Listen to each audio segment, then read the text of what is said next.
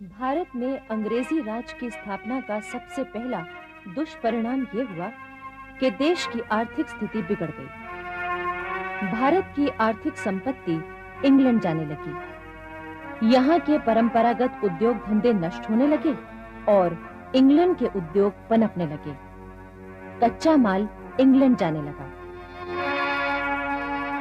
कच्चे माल का उत्पादन करने वाले किसान, मजदूर, कारीगर और अन्य लोग दिन ब दिन अंग्रेजों के बनाए अंधे कानूनों की गिरफ्त में फंसते चले गए।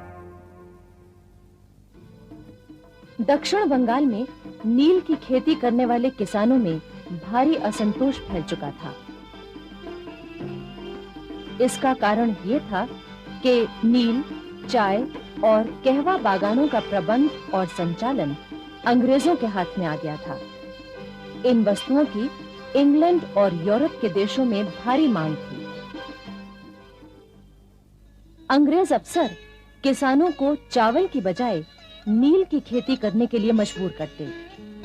इससे गरीब किसानों के लिए पेट भरना भी एक समस्या बन गई।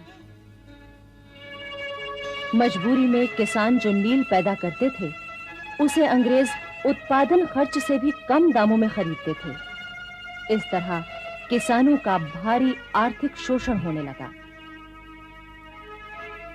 गरीब किसान कंगाल हो गए। उनके लिए पेट भरना एक समस्या बन गई। जब अंग्रेजों ने कानून बनाकर नील की खेती का उत्पादन अपने अधिकार में ले लिया, तो किसानों ने विद्रोह कर दिया। उन्होंने लगान देना बंद कर दिया। नील के कारखानों और गोदामों में आग लगा दी। इस विद्रोह को दबाने के लिए अंग्रेजों ने निहत्थे किसानों पर बहुत जुल्म ढाए। यह विद्रोह सन 1859 से 1861 तक चला। हालांकि इसके बाद जर्मनी से नील आने लगी थी और किसानों को मुक्ति मिल गई थी। सन 1872 और 1873 में पूर्वी बंगाल के ढाका, बकरगंज, पबना, बोगरा और अन्य कई जिलों के किसानों ने लगान न देने का आंदोलन शुरू कर दिया। यह आंदोलन भी अंग्रेजी राज की शोषण नीति के खिलाफ एक खुले विद्रोह के रूप में सामने आया। उधर सन 1879 में दक्षिण में गोदावरी एजेंसी के अंतर्गत आदिवासियों ने रंपा और गोलकुंडा में अंग्रेजों के खिलाफ विद्रोह किया था। इस आदिवासी विद्रोह का नायक था चंद्रैया। विद्रोहियों ने 2 पुलिस थानों में आग लगा दी थी। इसके बाद चंद्रैया के नेतृत्व में वो आदिवासी चिंतूर गांव की ओर बढ़े। यहां पुलिस से उनकी जबरदस्त मुठभेड़ हुई। आखिर विद्रोही भाग निकले। अंग्रेजों ने उनका पीछा किया। घायल चंद्रैया को उनके साथी उठाकर सुरक्षित स्थान पर ले गए। 12 फरवरी 1880 को चंद्रैया की हत्या कर दी गई। उसके तमाम साथी पकड़े गए। सारे इलाके में पुलिस ने आदिवासी विद्रोहियों का दमन किया। सन 1870 में पूना की सार्वजनिक सभाओं में न्यायमूर्ति महादेव गोविंद रानाडे ने भारत की आर्थिक स्थिति और गरीबी, राष्ट्रीय व्यापार नीति और खर्चीले ब्रिटिश शासन पर 3 व्याख्यान दिए। रानाडे ने कहा था कि अंग्रेजों को ऊंचे और अधिक वेतन वाले स्थान दिए जाते हैं, जबकि भारतीयों के साथ ऐसा नहीं होता। भारतीयों की योग्यता का ब्रिटिश शासन आदर नहीं करता। रानाडे के इन भाषणों को सुनने के लिए एक युवक जाया करता था, वासुदेव बलवंत फड़के। वो इन भाषणों से बहुत प्रभावित हुआ। उसने निश्चय किया कि वो आजादी के लिए लोगों में नई चेतना का संचार करेगा। वासुदेव फड़के हर शनिवार और रविवार की छुट्टी के दिनों में गांव में जाने लगे। गांव वालों को इकट्ठा करके भाषण देते, उनमें राष्ट्रीयता की भावना जगाते और बहुत ही सरल भाषा में लोगों को आजादी का मतलब समझाते। वो पूना में भी चौक चौक घूमते और थाली बजाकर लोगों को अपने व्याख्यान की सूचना देते कि आज शाम शनिवार बाड़ा के सामने मेरा भाषण होगा। अपना देश आजाद होना ही चाहिए। उसे आजाद करने के उपायों के बारे में ही मैं विस्तार से कुछ कहूंगा। आप जरूर आएं। सन 1876 में महाराष्ट्र में भयंकर अकाल पड़ा। वासुदेव फड़के ने साधु के वेश में अकाल पीड़ित इलाकों का दौरा किया और जो कुछ देखा उससे उनका हृदय फटने लगा। उन्होंने सूखे हुए कुएं, तालाब, नदियां देखी। पानी और राशन के अभाव में दम तोड़ते इंसानों को देखा। मवेशियों का तो और भी बुरा हाल था। उधर ब्रिटिश सरकार के प्रतिनिधि बनकर ईसाई मिशनरी के लोग मौके का फायदा उठा रहे थे। वो लोगों से कहते, तुम ईसाई बन जाओ, हम तुम्हें खाना देंगे। ये देखकर वासुदेव फड़के समझ गए कि इस सब के लिए जिम्मेदार है ब्रिटिश शासन, जिसे उखाड़ फेंकना ही होगा।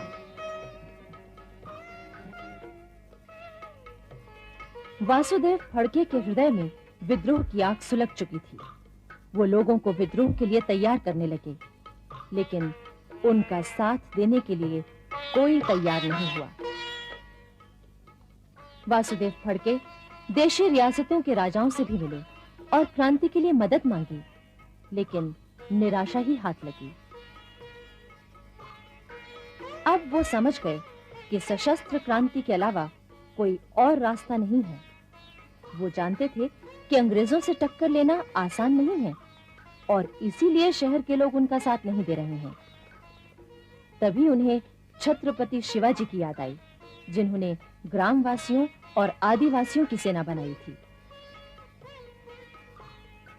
इस तरह वासुदेव फड़के ग्रामवासियों और आदिवासियों को इकट्ठा कर उन्हें लड़ाई का प्रशिक्षण देने लगे। अब वासुदेव के कई युवक मित्र भी उनके दल में आ गए थे। दल में शामिल होने वाले प्रत्येक व्यक्ति को दही चूड़े से भरा दोना लेकर प्रतिज्ञा करनी पड़ती थी कि मैं अपने देश की आजादी के लिए अपना सब कुछ न्योछावर कर दूंगा। 20 फरवरी 1879 को महाशिवरात्रि के अवसर पर फड़के के 200 क्रांतिकारी साथियों की बैठक हुई और क्रांति की पूरी योजना तैयार की गई। हथियार इकट्ठा करने के लिए धन की जरूरत थी और धन के लिए धनी लोगों को निशाना बनाया गया। वासुदेव फड़के की गतिविधियों की जानकारी मिलने पर ब्रिटिश सरकार चौकन्नी हो गई। ये भी पता लगा कि इस विद्रोह का नेता है वासुदेव बलवंत फड़के नामक एक युवक। उनकी गिरफ्तारी का काम सौंपा गया मेजर डेनियल को। उन्होंने वासुदेव के मकान पर छापा मारा।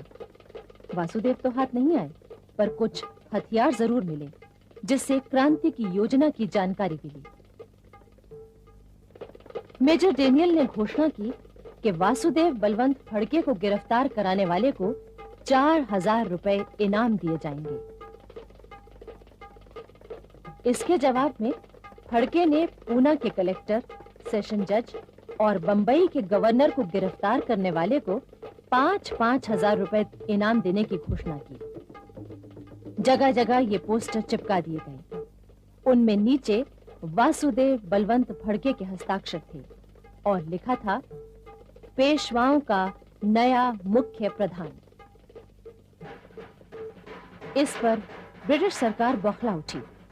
उसने फड़के और उनके साथियों को गिरफ्तार करने के लिए अभियान तेज कर दिया। मेजर डेनियल के लिए फड़के चुनौती बन चुके थे। मेजर डेनियल के जासूसों ने खबर दी कि फड़के और उनके साथी पहाड़ी पर छिपे हुए हैं। डेनियल तुरंत सेना लेकर वहां पहुंचा और उसने पहाड़ी खेद ली। आदिवासियों के सेना नायक दौलत राव नायक ने मेजर डेनियल की सेना से सीधा मुकाबला किया। इस मुकाबले में यूं तो डेनियल भी घायल हुआ, लेकिन दौलत राव नायक मारे गए। वासुदेव फड़के को दौलत राव नायक के शहीद होने पर गहरा दुख पहुंचा। वो उदास हो गए और तीर्थ यात्रा पर निकल पड़े। गणगापुर में श्री दत्त के मंदिर होते हुए 18 अप्रैल 1879 को श्री शैल मल्लिकार्जुन के मंदिर में पहुंचे। इस समय तक उनमें पुनः आत्मविश्वास जाग चुका था। अब वासुदेव फड़के ने रोहिल्लों से मदद मांगी। उनके मुखिया इस्माइल खां से मुलाकात की। इस समय वो गणगापुर में ही थे। उधर मेजर डेनियल को एक हवलदार ने सूचना दी कि इन दिनों फड़के को गणगापुर में देखा गया है।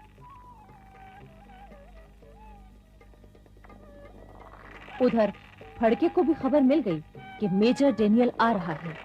वासुदेव फड़के तुरंत वहां से निकल पड़े।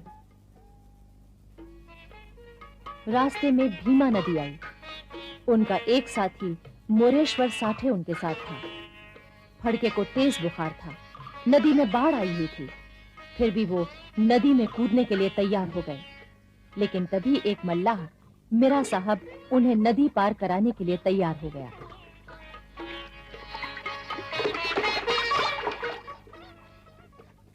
नदी पार करने के बाद तेज बुखार की हालत में ही वासुदेव 3 दिन तक लगातार भागते रहे और पुलिस से बचते रहे। आखिर वो बीजापुर जिले के देवनारगुड़ी गांव के एक बौद्ध मंदिर में ठहर गए।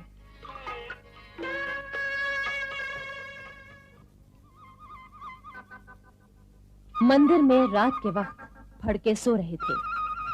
तभी मेजर डेनियल उनका पता लगाता हुआ वहां पहुंच गया और उसने फड़के को पहचान लिया। ये 20 जुलाई 1879 की रात थी।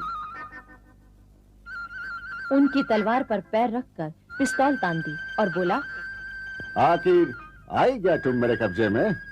वासुदेव बलवंत फड़के ने कहा, ये तो ठीक है, लेकिन तुम मुझे नींद में ही पकड़ पाए। पूना की अदालत दर्शकों से खचाखच भरी हुई थी। भीड़ को संभालने के लिए पुलिस का खास इंतजाम था। फिर भी हर व्यक्ति इस महान देशभक्त और क्रांतिकारी के एक बार दर्शन करने के लिए बेचैन था। अदालत में उन पर राजद्रोह का मुकदमा चलाया गया।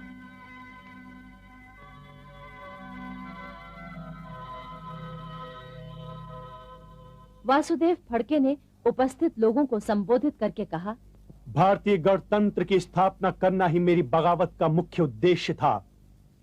मुझे उसमें सफलता नहीं मिल पाई, लेकिन परमपिता परमेश्वर जानता है कि मैंने जो कुछ भी किया जनहित में ही किया।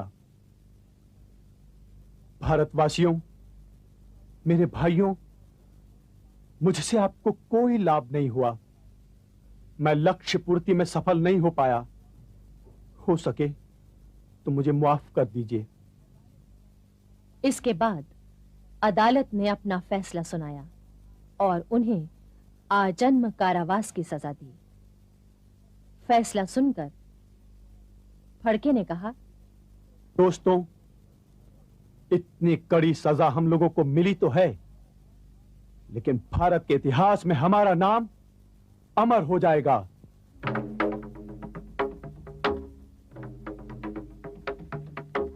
जनवरी 1880 में वासुदेव फड़के को अदन ले जाकर जेल में बंद कर दिया गया।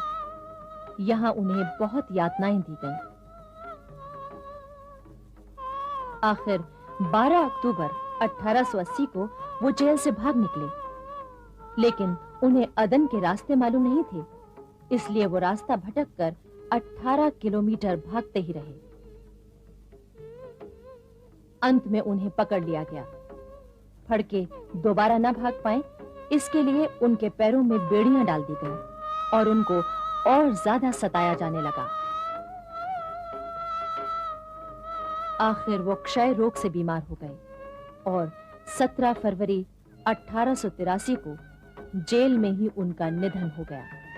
इतिहासकार लिखते हैं कि वासुदेव बलवंत फड़के का बलिदान इसलिए ज्यादा महत्वपूर्ण है क्योंकि किसी एक व्यक्ति द्वारा इतने बड़े ब्रिटिश साम्राज्य से टक्कर लेना एक असाधारण बात थी। इस समय तक देश की परिस्थिति में काफी बदलाव आया था। एक ओर ब्रिटिश शासक नहीं चाहते थे कि अब 1857 जैसा कोई विद्रोह फिर से हो, क्योंकि इस बार सेना नहीं बल्कि जनता द्वारा विद्रोह किए जाने का डर था। इसलिए कुछ अंग्रेज भारतीयों के हित की योजनाएं बना रहे थे। इनमें से एक मुख्य नाम था sir Allan Octavian Hume. Sir Hume नहीं चाहते थे कि अब लोगों का असंतोष विद्रोह में बदल जाए। दूसरी ओर कई धार्मिक और समाज सुधार संबंधी संस्थाएं जैसे आर्य समाज, प्रार्थना समाज, ब्रह्मो समाज आदि अपने अपने ढंग से कार्य कर रही थी। इसके साथ ही पढ़े लिखे लोग ये मांग कर रहे थे कि नौकरियों में भारतीयों को लिया जाए और उन्हें जिम्मेदार पदों पर नियुक्त किया जाए। Sir A.O.. ह्यूम अंग्रेज होकर भी स्वतंत्र विचार रखते थे और उन्हें निडर होकर प्रकट करते थे। वो सरकारी नौकरी से मुक्त होकर भारतीयों और अंग्रेजों के बीच की खाई को भरना चाहते थे। उन्होंने एक पत्र में लिखा था, हमारे साम्राज्य का भाग्य डामाडोल है और किसी भी समय छोटे से बादल का कोई टुकड़ा जिसकी तरफ किसी का ध्यान नहीं जा रहा है बढ़कर सारे देश पर छा सकता है और अराजकता तथा विनाश की वर्षा कर सकता है। ह्यूम साहब ने देश की सारी स्थिति का अध्ययन करने के बाद ब्रिटिश शासन को 3 महत्वपूर्ण सिफारिशें की थी। एक तो ये कि सारी जनता के विभिन्न वर्गों को एक राष्ट्रीयता के सूत्र में पिरो दिया जाए। दूसरी ये कि सभी क्षेत्रों में यानी आध्यात्मिक, नैतिक, सामाजिक, राजनैतिक क्षेत्रों में राष्ट्र को फिर से उन्नत बनाया जाए। और तीसरे ये कि भारत और इंग्लैंड के बीच संबंधों को अच्छा बनाया जाए। सर ह्यूम के विचारों का स्वागत सभी ने किया और ये जरूरत महसूस की जाने लगी कि एक ऐसी संस्था का निर्माण होना चाहिए जो भारतीयों के हितों की बातों पर विचार करे। सन 1884 में ह्यूम साहब ने अपने तीनों विचारों को लेकर भारतीय नेताओं से बातचीत की और इंडियन नेशनल यूनियन की योजना सामने रखी। इसका उद्देश्य था वैधानिक उपायों द्वारा